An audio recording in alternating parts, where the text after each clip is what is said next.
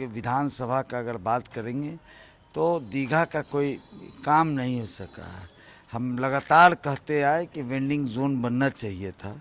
हम लगातार कहते आए कि भाई आपका प्राथमिक स्वास्थ्य केंद्र बनना चाहिए था। 1024 राजीव नगर नेपाली नगर का समस्या हल होना चाहिए। तो क्या कलाम है, ये हो जाएगा, होता कभी नहीं है।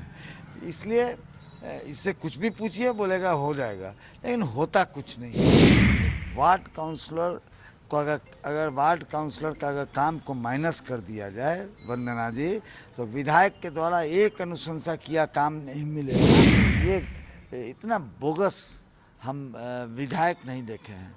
अब बताइए कितना बोगस काम, रोड अभी बना नहीं, उद्घाटन का शिलापट लग गया, कितना शर्म का बात है। हम तो बार बार कहते हैं कि ये पुजारी गड़बड़ है। नमस्कार, आप न्यूज फॉर देख रहे हैं, मैं हूं आपके साथ वंदना। तकरीबन अब जितने भी बिहार के 243 विधानसभा सीट पर प्रत्याशी हैं, उनके पास जो प्रथम चरण में चुनाव होने हैं, बहुत शेष समय बच गए।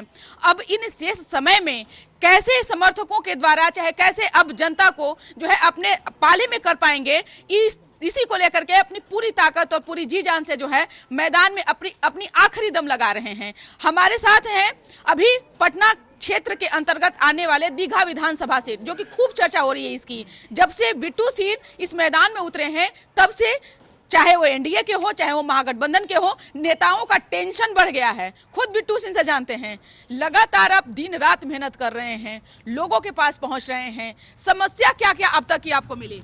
ये समस्या ही समस्या है। आप दीघा के विधानसभा का अगर बात करेंगे तो दीघा का कोई काम नहीं हो सका है। हम लगातार कहते आए कि वेंडिंग जोन बनना चाहिए था। हम लगातार कहते आए कि भाई आपका प्राथमिक स्वास्थ्य केंद्र बनना चाहिए था। 1024 राजीव नगर नेपाली नगर का समस्या हल होना चाहिए था। 10 वर्ष बीत गया।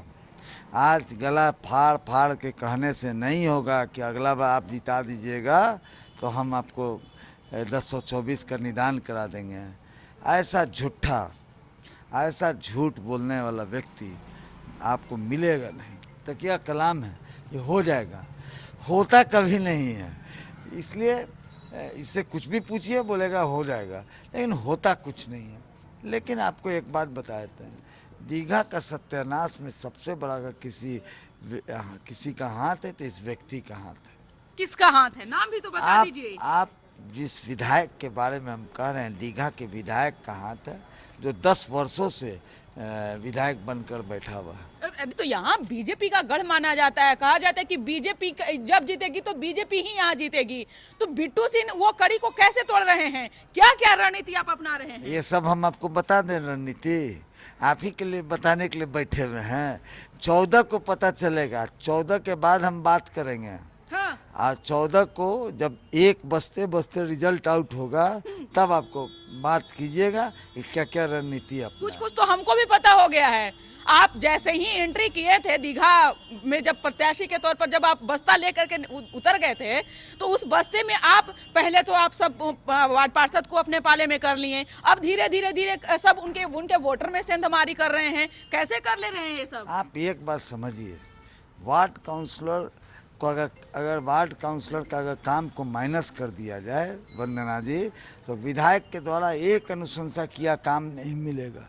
अगर इस वार्ड काउंसलर के लिए कोई वोट मांग लेगा ना, वार्ड काउंसलर लोग अगर वोट मांग लें विधायक के लिए, प्रेजेंट विधायक के लिए, तो सारे के सारे वार्ड काउंसलर हार जाएंगे।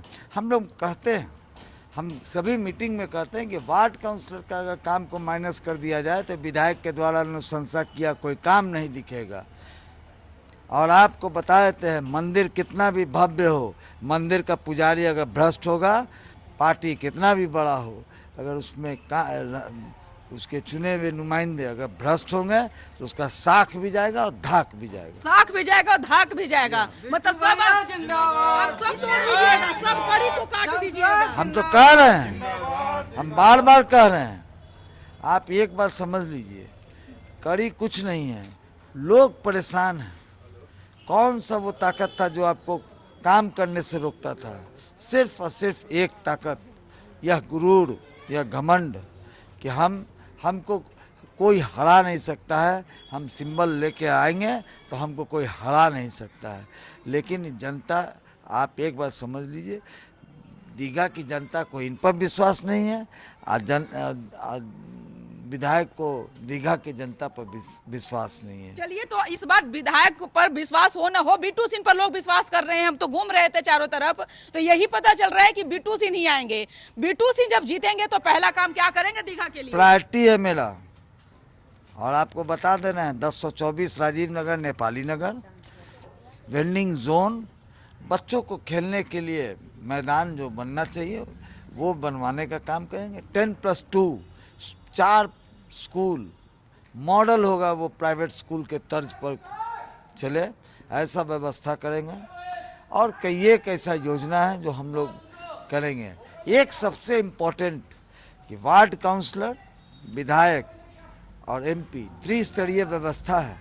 त्रिस्तरीय व्यवस्था में तीनों कंधा से कंधा मिलाकर काम करेंगे तो पूरा विश्वास है कि पूरे दीघा क्षेत्र में चौमुखी विकास होगा। यहाँ के महिलाओं से जब हम बात कर रहे थे तो महिलाएं कह रही थी, बिट्टू सिंह कखनियो हम जा ही ना, हमरा कुछो जरूरत रहे है वो पूरा कर दे वहथिन। ऐसा क्या काम आप कर देते हैं? आप एक बात बताइए, कोई आपसे ज्यादा तो कुछ कहता नहीं है।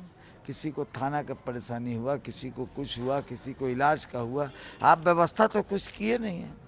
बार बार हम कह रहे हैं कि IGMS अस्पताल में 50 बेड आरक्षित होना चाहिए, एक OPD होना चाहिए।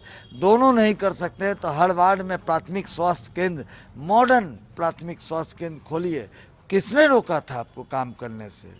आप सिर्फ झूठ के बुनियाद पर, पार्टी के बल पर, पार्टी और संगठन ने आपको बहुत सम्मान दिया, लेकिन आपने दीघा वासियों को कोई सम्मान देने का काम नहीं किया। लेकिन विधायक जो है वर्तमान में सब जगह नेम प्लेट भी लगा रहे हैं, कई लोग यही भी कह रहे आप हैं। ये इतना बोगस हम विधायक नहीं देखे हैं। आप बताइए कितना बोगस काम। रोड अभी बना नहीं, उद्घाटन का शिलापट लग गया, कितना शर्म का बात है। हम तो बार बार कहते हैं कि ये पुजारी गड़बड़ है, पुजारी गड़बड़ है। देखिए, कह दिए कि साख भी जाएगा और नेताजी जो हैं इस बार वो मुंह के बल खाएंगे भी।